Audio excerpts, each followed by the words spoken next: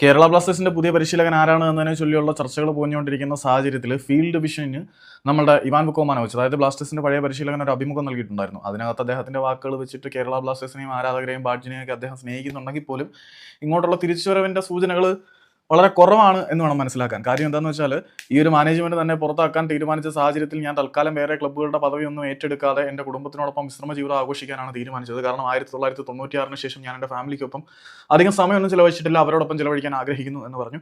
പിന്നെ ഇവിടുത്തെ ആരാധകരെ കുറിച്ച്, ഇവിടുത്തെ ബ്ലാസ്റ്റേഴ്സിന്റെ പെർഫോമൻസിൽ വളരെ നിർണായകമായിട്ടുള്ളൊരു റോള് ആരാധകർ വഹിച്ചിട്ടുണ്ടായിരുന്നു. പിന്നെ കുറച്ച് യുവതാരങ്ങളെ വളർത്താൻ പറ്റി. പിന്നെ പഴയ വാക്കൗട്ട് പ്രൊട്ടസ്റ്റിനെ കുറിച്ചും പുള്ളി പറഞ്ഞിട്ടുണ്ട്. പിന്നെ അതായത് ബംഗളൂരുവിനെതിരെയുള്ള മത്സരത്തിന് ഇടയിൽ ഇറങ്ങിപ്പോയില്ല, ആ സംഭവത്തിനെ കുറിച്ച് ആശാൻ പറഞ്ഞിട്ടുണ്ട്. പിന്നെ ഏറ്റവും പ്രധാനമായിട്ടും ആശാൻ പറഞ്ഞ മറ്റൊരു സംഗതി എന്താണെന്ന് വെച്ചാൽ, കഴിഞ്ഞ സെപ്റ്റംബർ മാസത്തിൽ ഈസ്റ്റ് ബംഗാളിൽ നിന്നും തനിക്കൊരു ഓഫർ വന്നിട്ടുണ്ടായിരുന്നു എന്ന് ആശാൻ വളരെ ക്രിസ്റ്റൽ ക്ലിയർ ആയിട്ട് വെളിപ്പെടുത്തി.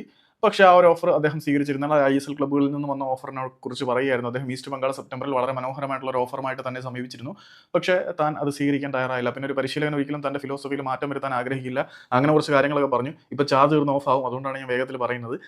ചാർജ് ചെയ്തിട്ട് പിന്നെ വിശാലമായിട്ട് വീഡിയോ